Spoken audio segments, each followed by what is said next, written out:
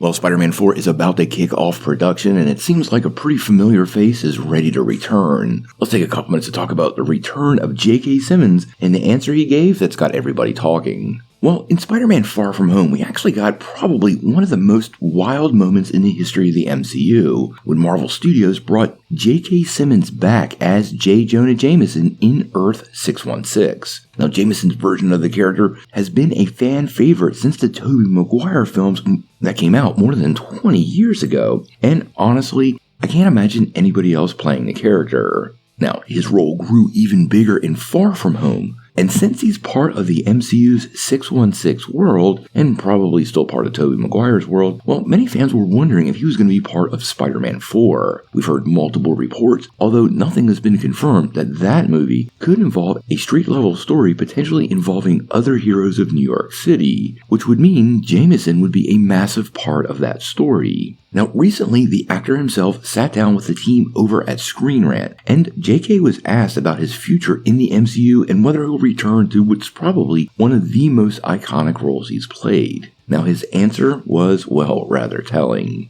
He said, "No spoilers, sorry, I'm not telling." Now, honestly, that answer to me seems to indicate he is almost for sure going to be part of this film. And I would feel like the upcoming Spider-Man film and the franchise itself would definitely feel vacant without him as part of the story.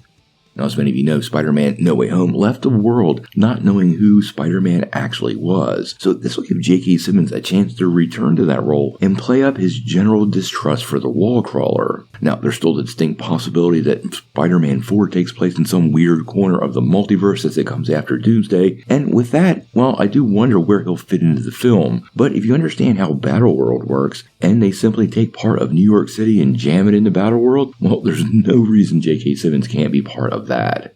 Simmons' long association with the franchise is something Marvel Studios can definitely lean into, and the kind of nostalgia that's absolutely connected with fans. The actor himself is one of the best of his generation, so no matter how big of a role he plays in the upcoming film, it'll definitely add more weight to the story, and maybe we actually get to see J. Jonah Jameson and Tom Holland's Spider-Man interact on screen. Curiously, Simmons admitted that last March he never actually got to meet Tom Holland, and has only ever appeared on screen with Tobey Maguire. He didn't even cross paths with him at the premieres, so I think we're all due a scene with those two together. If this actually happens, well, we're gonna have to wait and see.